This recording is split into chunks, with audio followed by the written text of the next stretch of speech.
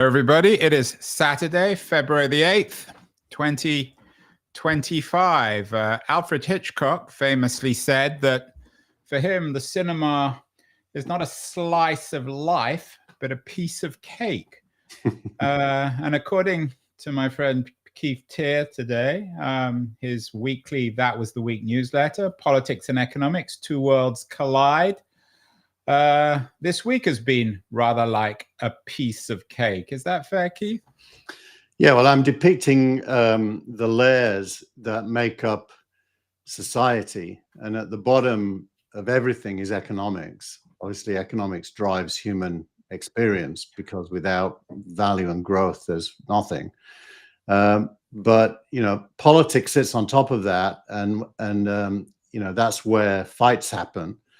And if the fights don't get resolved, you end up with wars. But as long as everything's stable, you get society and life. And this week, what we've seen is the breakdown of politics, and it beginning to impact society and life to the point where we're living in what you might think of as hysterical times. Yeah, I don't think there's any doubt about that. But the hysteria, the paranoia is obvious. Although Richard Hofstadter wrote a famous essay about that many years ago, so it's not new. I do want to question you. Firstly, it's a terrible photo, Keith. And why is it just Asian businessman with this cake? I don't know, Grok decided to serve me up Asian businessman. Who knows? So your piece of cake is an Asian piece of cake. So that's, I'm sure someone will start complaining about the anti-Asian or pro-Asian bias of Grok. But your argument that economics is the base of a cake, you take as given. I'm not sure everyone would necessarily agree with that. Well, it deserves discussion. I mean, economics to me is, not a thing separate from human existence. Economics is the word to describe how we manage our lives through a division of labor, through exchange and trade. There's the old Marxist in Keith creeping out.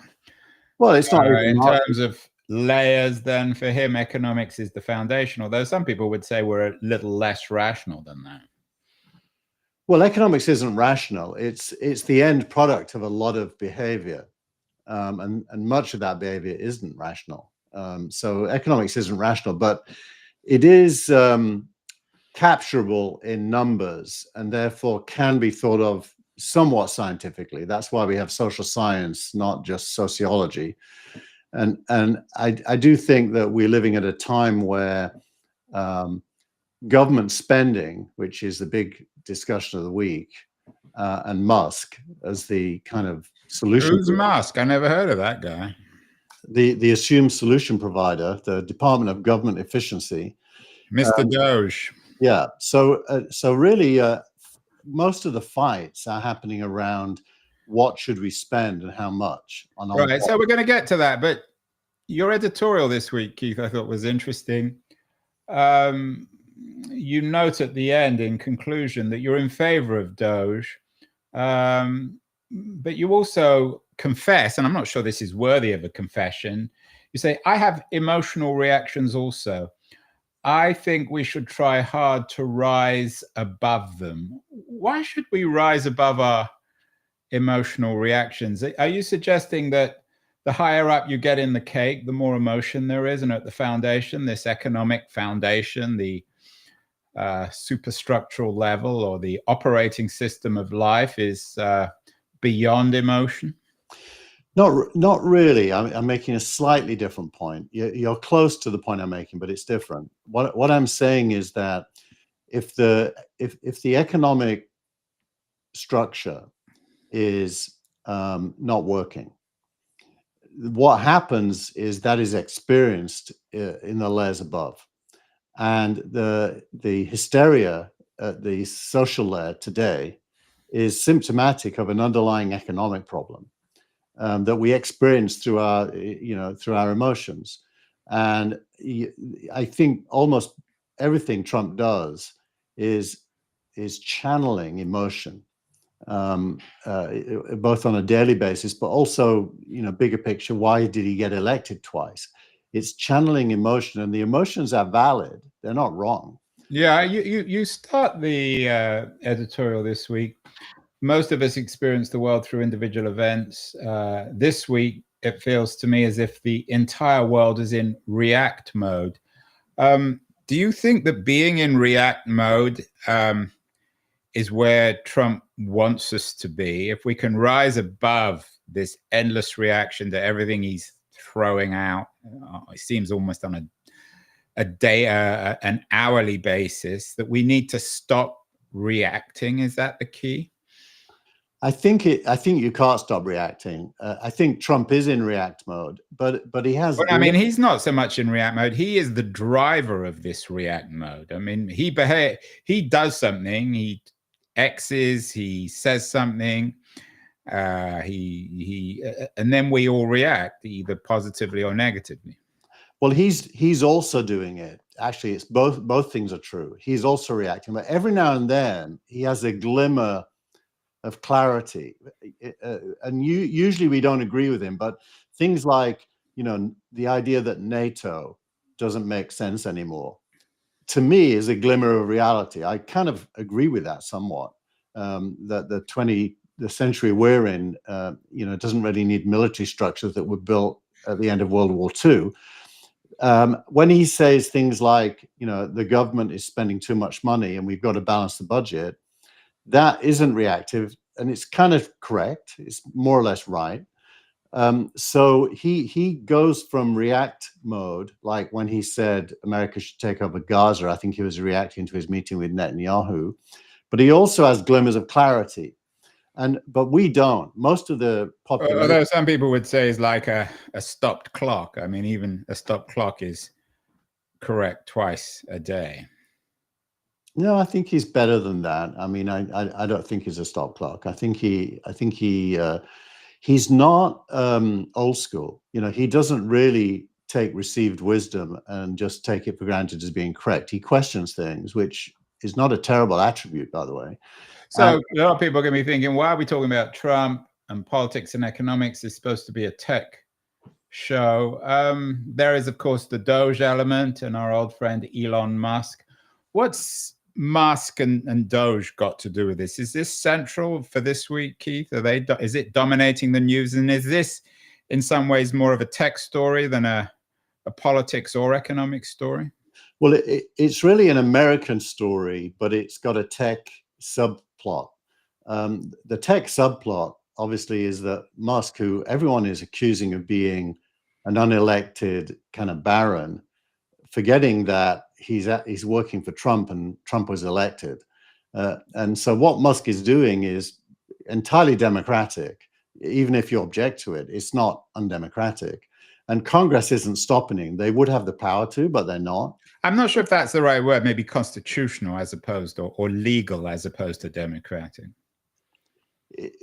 I don't think we know if it's constitutional, because I think that fight still has to be fought. And there is certainly a case that it isn't. But at least until somebody fights that fight, he's acting under the authority of an elected president. So it's pretty hard to say that he's some kind of renegade. And of course, people don't like what he's doing. That's the hysteria. Well, no, some people admire it. I mean, my understanding, and this is what makes it a tech story, is that he's replaying the X model that he used when he acquired Twitter, fired whatever it was, 80% of the people, came in like a maniac, threw a lot of stuff at the wall. Some of it stuck, some didn't. Is that a fair analysis? Was Twitter for Musk a dry run for Doge? There's certainly a lot of similarities. You're right, Andrew. It's interesting. This week it was announced that Twitter is now very profitable, and the debt holders were able to sell the debt this week for 97 cents on the dollar, which is close to being made whole. And so Twitter, despite all the turmoil, is now thriving. Although some people might say that profitability is a reflection of politics, but that's another story. Well, they're correlated. Nothing is separate, is it? Everything's interrelated. It's trying to figure out, as they say in AI, what the weights are. What are the key variables making things happen? Yeah, and coming back to layers, I like your metaphor of layers that you use for this week's newsletter. I mean, what Musk did at Twitter, for better or worse, was get rid of the layers. He did. I mean, he basically came in and destroyed the cake, didn't he, at X? Yeah. There's a good example this morning. The NIH announced that it's cutting research spending to Harvard and Yale and Johns Hopkins. It's reducing the administrative overhead allowed for research from 69% down to 15%. So exactly what you said, cutting out layers. I mean, I'm not saying I approve. I'm just saying that that's the appropriate metaphor, at least in his mind. And there was you'll see when we get to tweet of the week or post of the week. Musk is pretty confident that he's going to deliver historical savings without negatively impacting government services. Well, he said it in 4 words. One wonders whether he's. So Keith and you and I don't agree on this. You're in favor of all this. You at the bottom, then you say, I am in favor of Doge. I thought I had to say that because you didn't have to. You could have said you were against it. Why are you in favor of it? I'm in favor of modernizing government and making it be able to deliver services better and cheaper. Well, no one would argue with that, but that doesn't mean that you have to be in favor of Doge. That's what Doge's job is. I mean, they don't have any other job. So you kind of have to be in favor of it. Now, I think I say that despite, on any given particular thing, I may have misgivings, but I don't have misgivings about the existence of Doge and its goal to cut government spending. And I would highly expect most of those savings come from either bureaucracy being let go or programs being defunded. That doesn't seem. Yeah, I mean, it goes back to it's like arguing against apple pie, speaking of cakes and pies. I mean, no one's against excessive government spending, but that's a completely different thing from saying you're in favor of Doge, which has gone about cutting government spending in an incredibly aggressive and controversial way. So you approve, for example, of essentially the elimination of the USAID institution. Well, I'm not convinced it's going away, and I don't know enough about individual programs. Well, but you do say, Keith, in the editorial, you say, so the real issue becomes whether USAID is misusing taxpayer cash, which it clearly is. I'm no expert, but nor are you. I mean, nobody really quite knows. I mean, you can always find some misuse by some government agency of a few $100, but there's no proof one way or the other at the moment, is there? Any more than any other government agency. Yeah. Well, some of the stories coming out, Andrew, and I don't want to give them credibility because I don't know if they're true yet, but if they are true, they're very concerning. For example, how much of the money going to Ukraine has disappeared? Yeah, I don't know. There was a big story about Politico, which seemed, to me at least, misrepresented. You didn't put this link in the newsletter, but I was particularly taken by Nicholas Kristof's op-ed. It's one of the best op-ed, if not certainly on this issue, the best op-ed writer around, with the title, The World's Richest Men Take on the World's Poorest Children. I mean, whether or not there's some truth to the fact that USAID is misusing some funds, it's a shocking headline, and it's one that has some degree of truth in, because these are the world's richest men and they are taking on the world's poorest children, and those children have no control over these funds. I think if Musk was answering, he'd say that some of the poorest children in the world live in the United States, mainly in suburbs. They're mainly non-white. I doubt he would say that, but and his targets. For example, there's a pretty good chance the Department of Education, the federal one, gets closed down because U.S. education is not a federal service; it's local, and the money going into local schools. I don't think Musk is on fighting poor children mission. So that headline to me is just a very, very cheap shot. It's more symbolic of the hysteria of the moment that he wrote that. I don't agree. I don't think it's a cheap shot, especially coming from Christoph, because he knows his stuff as well as anyone. And secondly, the problem with what Musk is doing, even if in some of it may be well-intentioned, is it lends itself to this kind of headline. So it is terrible PR. At least for America and the rest of the world. Maybe he has a domestic constituency that likes these kind of headlines. I don't know. I think he would think of it as good PR. His whole point is America is wasting money on non-Americans. Yeah, right? And that's that you've summarized it. And what shocks me is for you as an internationalist, you seem to approve of that.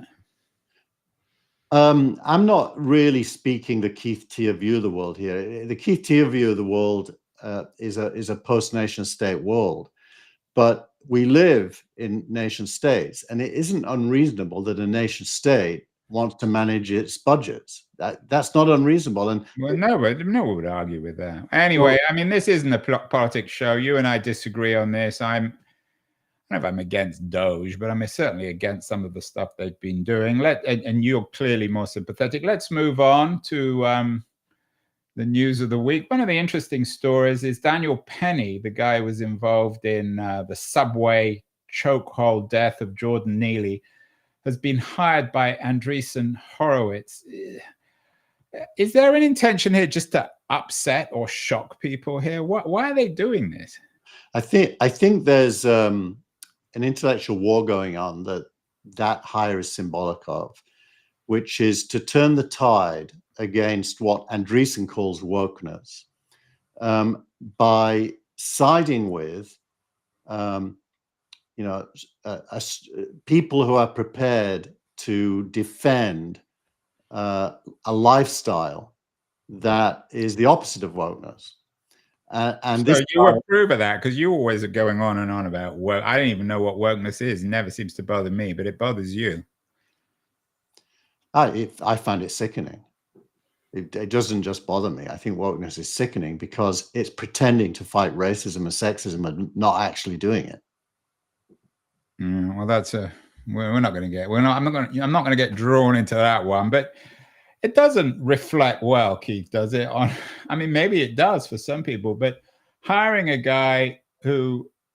Well, let's just say what the guy did, just in case there are people that don't know. He was on a metro in New York, and somebody was being certainly objectionable, I think violent towards other passengers. And this guy intervened and a bit like George Floyd, held the guy in a stranglehold. The guy ended up dying. The courts found him not guilty of homicide, and he's become somewhat of a celebrity because... Right. I mean, it's as if the George Floyd killer, I can't remember his name, if he had got off, do you think Andreessen Horowitz would have hired him?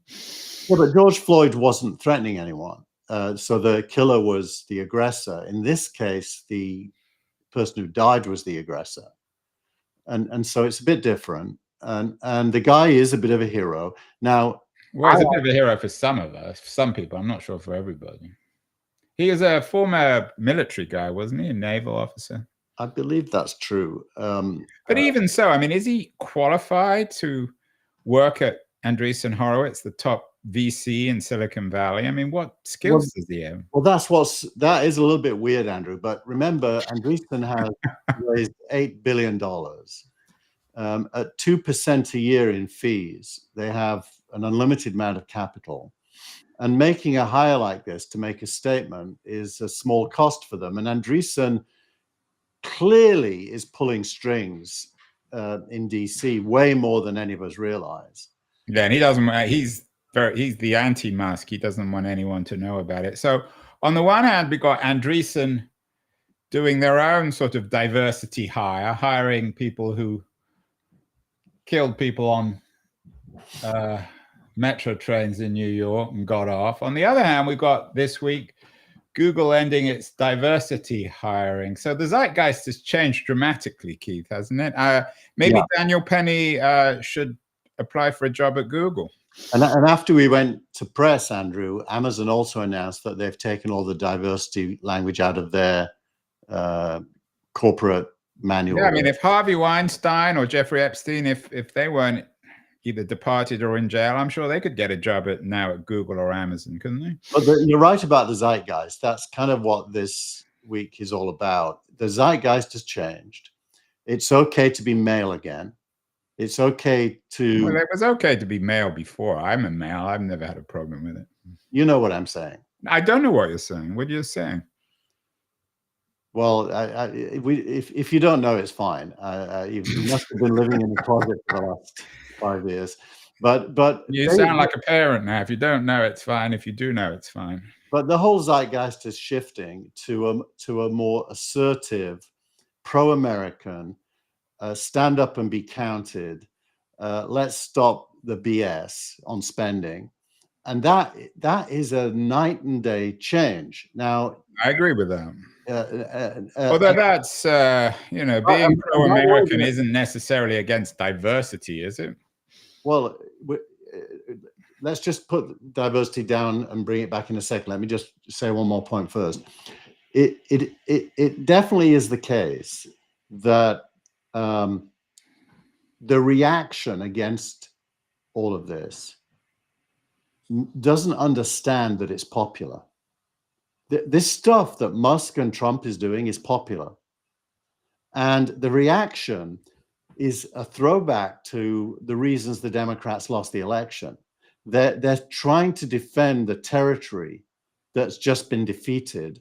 And by doing so, shrinking into an even smaller minority in society. And that's the tragedy of it, because my core belief is we need humanism, and diversity, by the way, is clearly... well, humanism is a meaningless word. There was one very good op-ed which you didn't include. I texted it over. You must have forgotten, by Jen Palka, who was, I think, second in command of tech under the Obama administration. She had a very good op-ed in the Times saying, this is how Democrats can counter Elon Musk. She talks about her own plans that got nixed for reforming government. So, I mean, one can believe in making government more efficient, digitalizing government, and remain a progressive. You don't have to be Muskian to believe in that's how I'd like to think I'm one of those. By the way, I did read that. I'd already finished the newsletter, which is why it's a very good essay, isn't it? I agreed with almost all of it. I think she's exactly right. The Democrats, and I don't literally mean the Democratic Party, but anyone progressive should be standing on the ground of cheaper, better, modern government with services to people. And, to me, diversity is an organic development of wealth.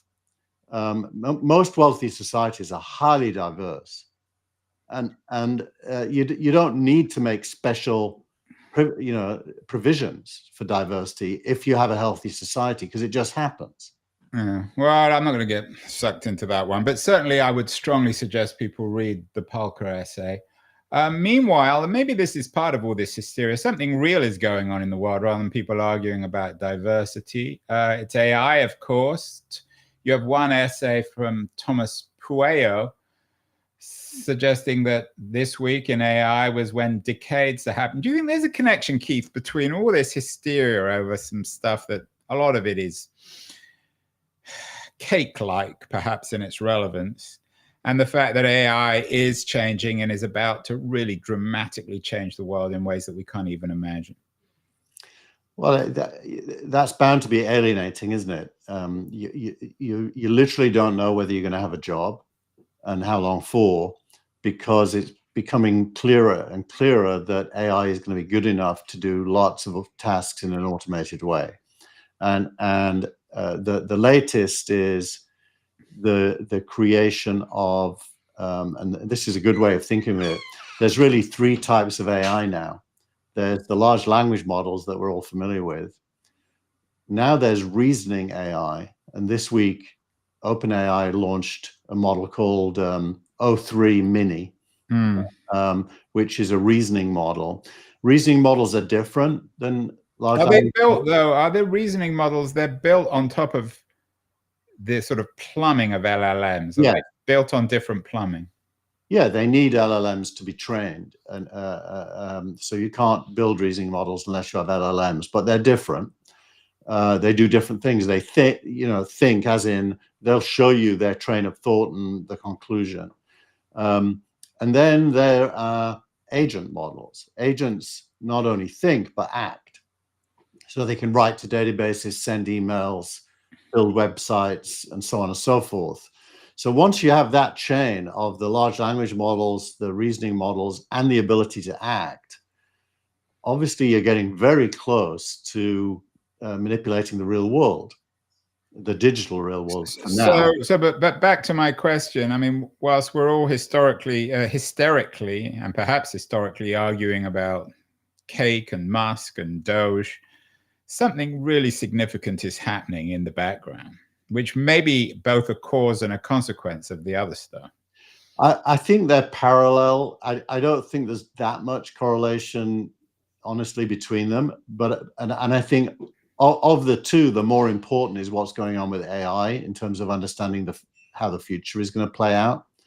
So I think they're parallel. I think some people may be aware and react to the AI stuff, but most of the reaction, I think, is in the political realm. Yeah, and back to your Cake then, your politics and economics Cake. We have society on top of politics on top of economics. The base is economics. Where's AI in this? Is it? AI is in at all levels, but it's mostly at the economic level today. I mean, the amount of money being saved by automation is already starting to kick in. One would imagine that Musk would be the first to ask the question how that could impact government by making things better and cheaper, but he doesn't seem to be doing that. Right. Well, Jen Palka does, though, and I agree strongly with her and you that's where progressives have to go rather than the hysteria over Musk and Trump. Yeah. One interesting piece of news this week, which proves you right and me wrong, not the first or the last time that will happen, is that Alex Kantrowitz has a piece about boom times for ChatGPT. I've always kind of written them off because I've always assumed there's too much of a circus around Altman. But clearly ChatGPT is doing very well, isn't it? Yeah, if you read that article alongside the Andreessen Horowitz one about the success of what they call wrappers, WRAP, not RAP, it's basically making the point that the company that owns the user interface is going to be the big winner in revenue. So just having a large language model doesn't really give you anything. That's going to become commoditized. Having the way that people interact with large language models is going to be very valuable. It's interesting because I think Perplexity ends up being more valuable in that world as well. And you mean as an AI search engine? Yeah, exactly. And what does this tell us? I mean, this graph isn't particularly isn't particularly good news for Gemini or Anthropic or the other players in the game. Yeah, I think the good players, and I'd include DeepSeek in that now, will all grow, but OpenAI is far ahead. OpenAI is more like the Google of this stage of. Well, why are they so far ahead when you've said in the past and others have said that these products are commodified? Well, what does OpenAI have that the others don't? It has the usable layer that we human beings actually engage with and use to do things. More than Anthropic? I use Claude all the time. It seems very good to me. I also use Claude, but and I think it's best at some behaviors. That said, we're in a minority, Andrew. Most people are not using Claude; they're using OpenAI, and the fact that Apple built it in is a huge boost to it. So is this going to be like in the old days where everyone used Microsoft and everyone knew it wasn't the best product? No, I don't think so. Well, just to give you an example, I use AI for coding, and I've used Claude really since I started doing it. I've always used Claude. This week I switched to OpenAI's O3 model because it's better. Yeah. Well, the O3 model, as you say, is sort of built upon LLMs. It's a reasoning model, although you have to assume Anthropic will follow up with that. Well, it's certainly not going to be the last time we talk about AI. So, certainly even in February, let alone the rest of the year. Other interesting piece of news.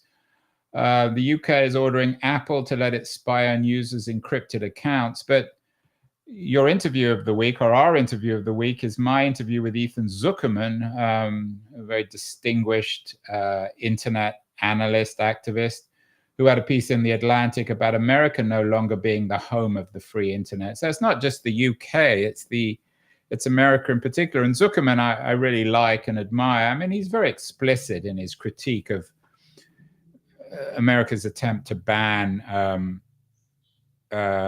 TikTok, and he also warns that this may play out also in terms of DeepSeek.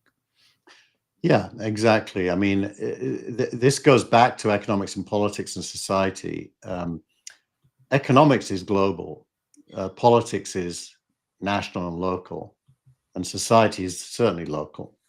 And what happens is when the local people at the political and societal level try to control things, they usually fail, by the way, because economics is global and technology protocols tend to also be global. Getting control is hard. And so that Apple story, Apple hasn't said yes, and it won't. And therefore... But it's convenient, but Apple never says yes, and it's always convenient for it, isn't it? Well, that has consequences. What the consequence will be that the UK won't have the full iCloud that Apple gives to us in America. And so when nation states require things that give them spying capabilities, and companies which are not, UK specific say no, the UK loses, and every nation will lose in the face of... Well, UK users use. I'm not sure UK loses. Well, it will lose because UK users today, for example, O3 is not shipped in the UK or Europe because regulatory approval is required prior to shipping. We're all using it already. So you're a no-hold-bars for big tech companies to jump into bed with their governments. Of course, one of the other pieces of news this week is that Google publicly removed its pledge not to use AI for weapons from website. This is part of the shifting zeitgeist. Is there anything any of these tech companies can do, Keith, that would outrage you? Or are you okay with all this sort of stuff now? No, I'm actually quite critical. Just because I put it in the newsletter doesn't mean I agree with it.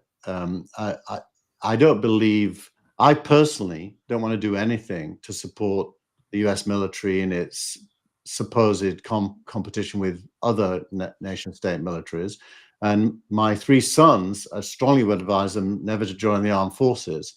So my personal point of view, I am a globalist through and through, but I'm documenting and charting the rise of nationalism, the cooperation between tech and national interest, and it's pretty self-evident, right? Yeah, it's astonishing that in the same week that Google, which is the quintessential, as some people might say, woke big tech company, ended diversity and removed its pledge not to use AI.